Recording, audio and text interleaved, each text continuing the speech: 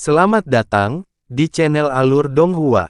Sebelum menonton, silahkan subscribe, biar Mimin tambah semangat update-nya. Senior Zhu dengan keras mengumumkan dari depan, "Rekan Taois, hati-hati. Ada burung iblis tak dikenal di dalam kabut, tapi untungnya, mereka tidak terlalu kuat.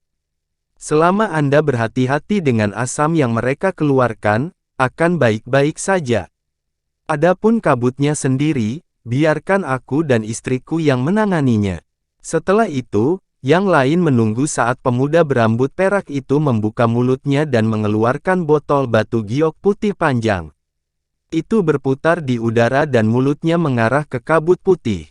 Pemuda itu membentuk gerakan dengan kedua tangannya dan menggumamkan mantra, menyebabkan botol batu giok itu menyala terang. Suara berderak teredam, diikuti oleh botol yang mengeluarkan angin biru. Ketika angin bertiup, itu hanya membawa cahaya biru yang redup, tetapi setelah menempuh jarak 10 meter, angin itu bertiup kencang. Kemudian dalam sekejap mata, itu berubah menjadi tornado yang dahsyat. Kabut di permukaan danau bergolak keras saat terbelah. Jalan yang jelas terbuka di kabut. "Kita pergi," dengan perintah Senior Zhu, dan istrinya berinisiatif untuk terlebih dahulu terbang melalui jalan setapak. Botol batu giok yang dia lepaskan sebelumnya mulai berputar di atas kepalanya dan terus mengeluarkan angin kencang. Ketika yang lain melihat ini, mereka merasa lega dan mengikuti mereka. Seperti yang telah disebutkan Senior Zhu, setelah mereka memasuki 5 kilometer, burung putih sepanjang 1 meter dengan paruh datar dan cakar hijau tua mulai muncul dari kabut di sekitarnya. Burung-burung itu jelas mengincar mereka. Begitu keluar dari kabut, mereka membuka mulut dan melepaskan panah es hitam. Dengan beberapa teriakan, para kultivator melepaskan harta sihir mereka, memanggil formasi pedang atau beberapa perisai kuno. Saat panah es hitam menyerang, mereka langsung berubah menjadi asap hitam. Itu meninggalkan lubang yang padat dan banyak di harta karun mereka. Master harta sihir mengungkapkan keterkejutan saat mereka melihat ini. Salah satu dari mereka langsung berteriak, "Cepat bunuh mereka. Asam mereka dapat merusak harta kita." Yang lain merasakan hati bergetar ketika mendengar ini dan segera menunjukkan berbagai teknik mereka. Garis-garis cahaya cepat dan gelombang kabut bergerak ke arah burung iblis. Di bawah gelombang serangan, burung iblis berubah menjadi bola darah, langsung mati secara keseluruhan. Ketika yang lain melihat ini, mereka merasa lega. Burung-burung itu benar-benar lemah. 1/4 jam kemudian, beberapa teriakan aneh terdengar dari kabut. Sekawanan burung putih lainnya terbang keluar dari kabut dan melempari para kultivator dengan panah es hitam. Karena terkejut, para kultivator dengan bingung melepaskan harta dan memblokir serangan sebelum memusnahkan burung. Ketika burung terakhir berubah menjadi bubur berdarah, banyak siluet burung mulai muncul dari kabut. Para kultivator menjadi gelisah ketika melihat ini dan banyak dari mereka menunjukkan ekspresi tidak nyaman. Han Li mengerutkan kening dan dia menyapu indera spiritualnya melalui kabut.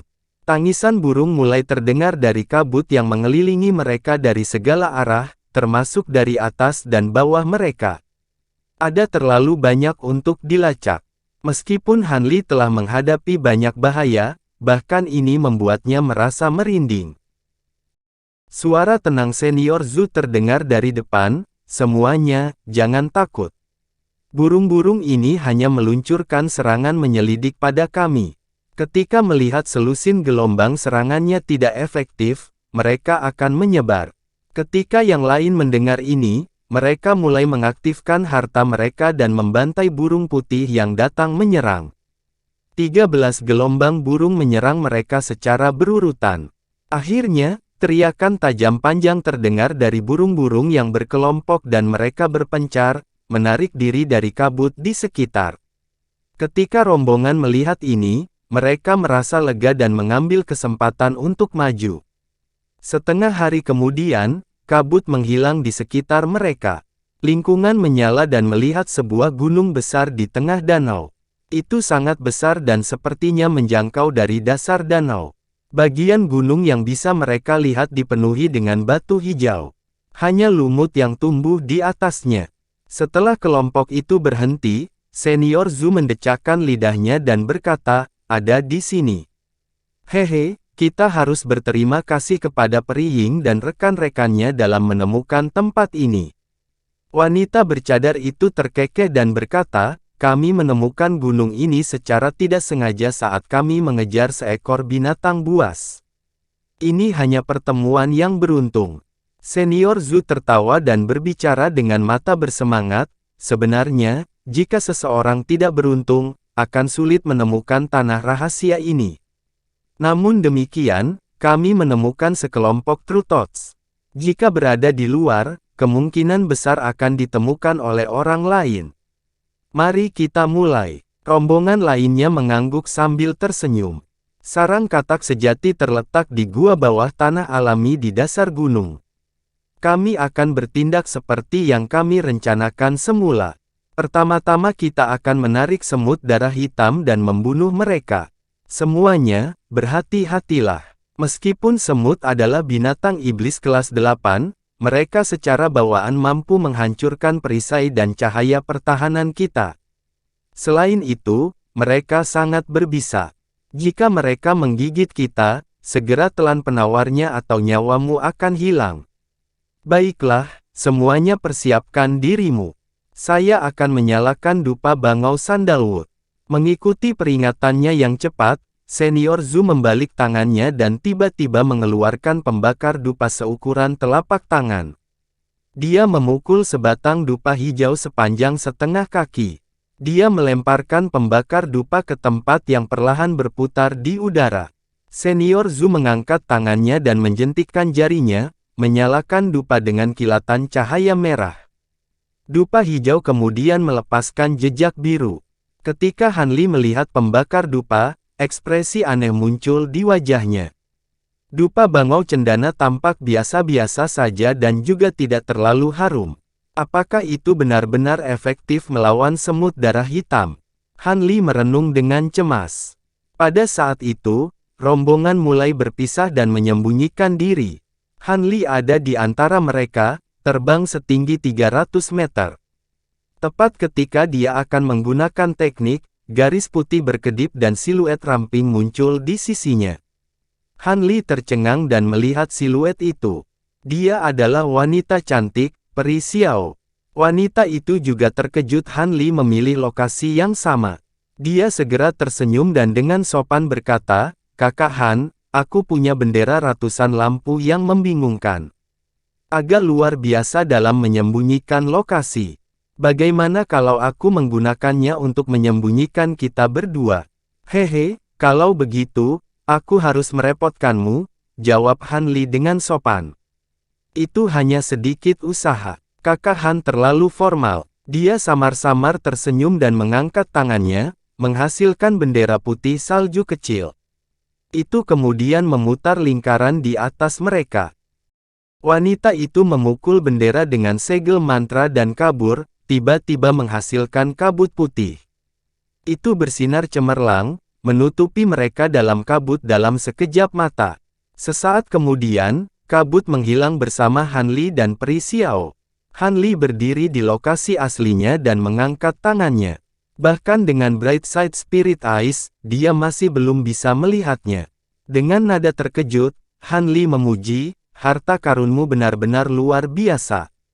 Ini jauh lebih kuat daripada harta penyembunyian biasa." Rekan Taois Han pasti bercanda. Bendera ratusan lampu yang membingungkan ini mungkin benar-benar kuat dalam tembus pandang, tetapi tidak mampu disembunyikan dari indera spiritual. Itu hanya berguna melawan makhluk dengan indera spiritual yang lemah seperti binatang serangga ini. Han Li menyapu indera spiritualnya melewati wanita itu dan segera memverifikasi kata-katanya itu benar. Dia meratap, merasa itu sangat disayangkan. Karena mata roh Bright Side tidak bisa melihat menembus-tembus pandang, itu akan menjadi harta yang luar biasa jika juga bisa bersembunyi dari indera spiritual. Pada saat itu, yang lain juga menyembunyikan dan menarik aura mereka. Sesaat kemudian, selain pembakar dupa kecil yang melayang di udara, tidak ada lagi yang terlihat. Dupa Sandalwood Crane benar-benar efektif. Hanya dalam waktu singkat, suara mendengung terdengar dari arah gunung. Di sebuah gua di tengah gunung, sekelompok semut besar bersayap terbang ke arah mereka. Semut-semut itu masing-masing panjangnya sekitar setengah kaki dan bertaring. Ada juga sepasang sayap hijau di punggung. Tampaknya mereka adalah burung terbang. Benar-benar mengejutkan. Jelas sekali semut-semut itu sedang menuju pembakar dupa. Akhirnya, mereka berjalan dari gunung ke dupa dan dikelilingi sepenuhnya oleh para kultivator. Tiba-tiba, ruang terdekat di sekitar kompor berfluktuasi. Senior Zhu dan wanita cantik itu muncul di waktu yang hampir bersamaan dan dia berteriak, "Serang!" Lampu menyala ke segala arah, beberapa puluh harta muncul, berubah menjadi kabut cahaya saat mereka menyapu kawanan semut. Serangan berskala besar seperti bola api dan petir juga menyambar. Dari rentetan serangan yang sengit, tampaknya para kultivator ingin mengakhiri kawanan semut dalam satu serangan. Dengan beberapa ledakan besar, semut terendam dalam cahaya pelangi. Segera, gelombang panas dan dingin menyapu dari pusat rentetan, membentuk badai besar di pusat ledakan. Tekanan angin bahkan membuat para kultivator mundur beberapa langkah. Ketika cahaya dan angin memudar, semua semut menghilang, bahkan tidak meninggalkan jejak abu. Senior Zhu dan wanita cantik tampak puas dengan hasil ini, belum lagi rombongan di sekitarnya. Berurusan dengan segerombolan semut darah hitam dengan budidaya mereka seperti membunuh ayam dengan pisau daging. Namun, keberhasilan yang mulus dari langkah pertama rencana mereka adalah pertanda baik. Senior Zhu melambaikan tangannya ke pembakar dupa, memadamkan dupa dan mengembalikannya dengan cahaya kuning. Kemudian, itu menghilang dengan flip tangannya. Dan dalam kilatan cahaya lainnya, dia memanggil satu set bendera perak yang berkelap-kelip. Masing-masing bendera hanya berukuran beberapa inci. Karakter jimat ungu dan beberapa pola kilat muncul di permukaan bendera, memberi mereka suasana misteri. Tanpa ancaman dari semut darah hitam, kita akan menuju ke sarang kodok sejati. Ini adalah set bendera petir surgawi yang mendalam. Mereka yang ditugaskan ke formasi akan datang dan mengambil bendera. Senior Zhu melirik para kultivator yang ditunjuk. Mereka segera bertukar pandang dan segera terbang ke depan. Yang pertama mengambil bendera adalah Pak Tua Liu. Baiklah, selain rekan Daois Zhao dan rekan Daois Sun yang akan berjaga di luar, yang lain akan mengikuti kita ke dalam. Pemuda itu menunjuk seorang lelaki tua dan seorang lelaki parubaya, dan dia kemudian terbang ke gunung dengan seberkas cahaya. Yang lain mengikuti dalam seberkas cahaya. Adapun lelaki tua dan lelaki parubaya yang disuruh berjaga di luar, mereka saling tertawa masam. Kemudian menyembunyikan diri. Yang lainnya mengikuti Senior Zhu dan wanita cantik itu ke dalam gua alami di dalam gunung besar.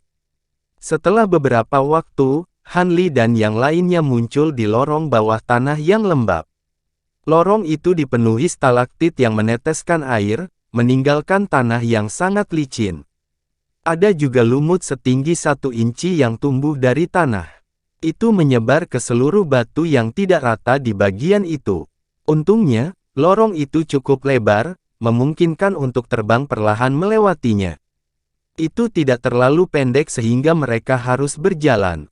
Han Li sesekali melihat sekeliling dan melihat beberapa serangga berbisa terbang melalui celah-celah di dalam gua.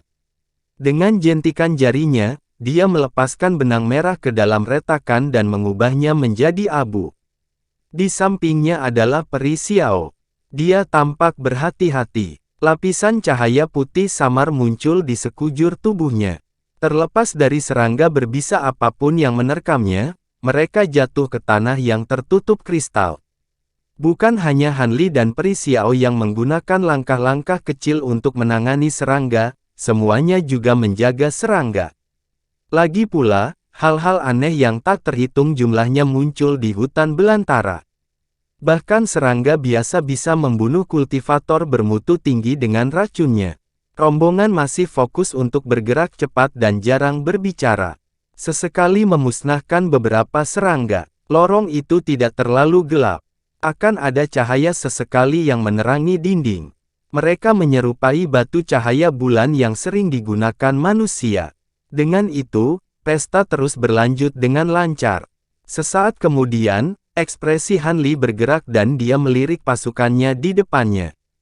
Sementara itu, Senior Zhu mengerutkan kening di bagian paling depan kelompok dan dua kultivator tempering spasial tiba-tiba berhenti. Senior Zhu memberitahu yang lain untuk berhenti. Semuanya, berhati-hatilah. Saya merasakan dua binatang buas di depan kami. Mereka memiliki aura yang dekat dengan tahap transformasi dewa dan menghalangi jalan kita. Ada kemungkinan akan ada serangga lain di dekatnya. Tidak nyaman bagi saya untuk menggunakan lebih banyak indera spiritual saya untuk mencarinya. Kami harus mengirim orang untuk mengidentifikasi serangga dengan mata mereka sendiri. Berhati-hatilah dan jangan menyerang lebih dulu. Semua orang terkejut. Tetapi satu orang segera melangkah maju dan berkata, coba saya lihat. Saya mungkin tidak memiliki teknik lain, tetapi saya cukup percaya diri dengan teknik penghindaran saya. Akankah Senior Zhu mempercayakan ini padaku? Senior Zhu mengenali pria itu dan menyeringai. Hehe, jadi itu Kakak Yu. Teknik gerakan angin Anda cukup menakjubkan. Anda persis seperti yang saya cari. Orang yang melangkah maju adalah lelaki tua bertopi bambu. Pria tua itu terkekeh dan menghilang dari pandangan dalam embusan angin. Memang, teknik gerakan anginnya sangat mengesankan.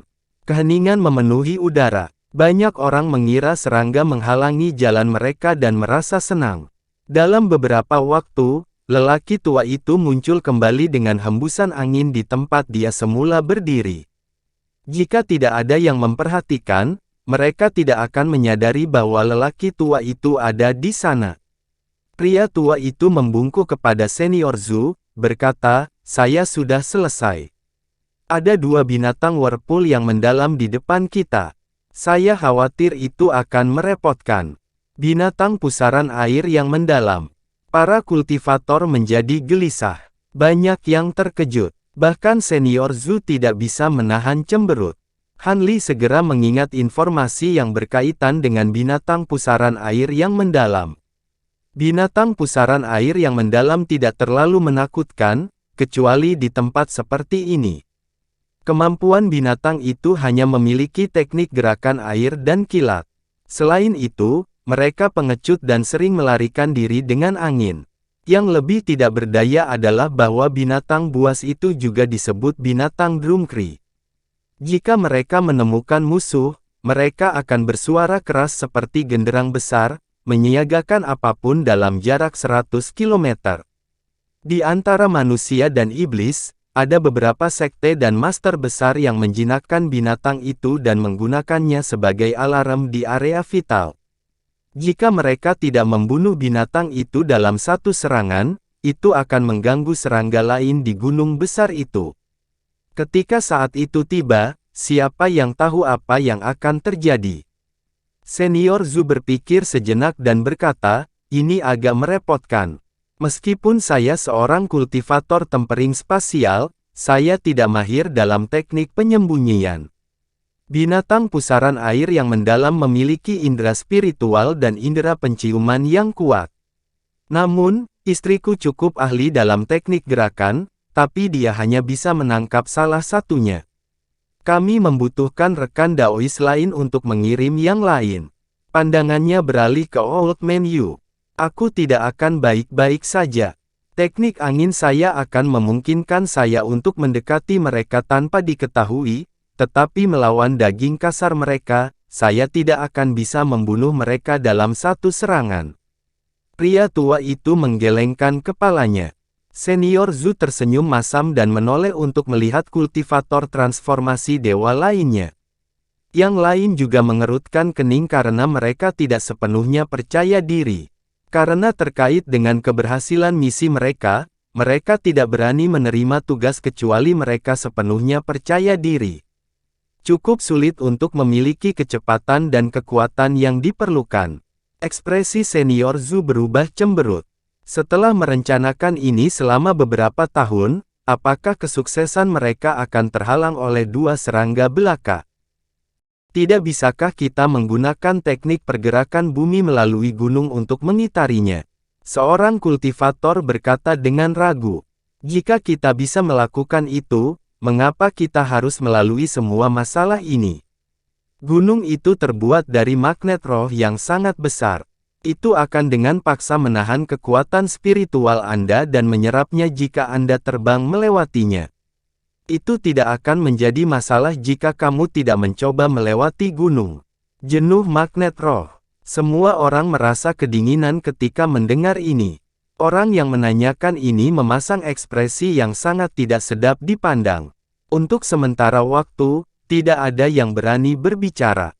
Sebuah suara kemudian dengan malas terdengar dari tanah, Senior Zhu, jika saya bisa berurusan dengan yang lain monster, apakah saya akan menerima bagian tambahan dari True Thought Blood?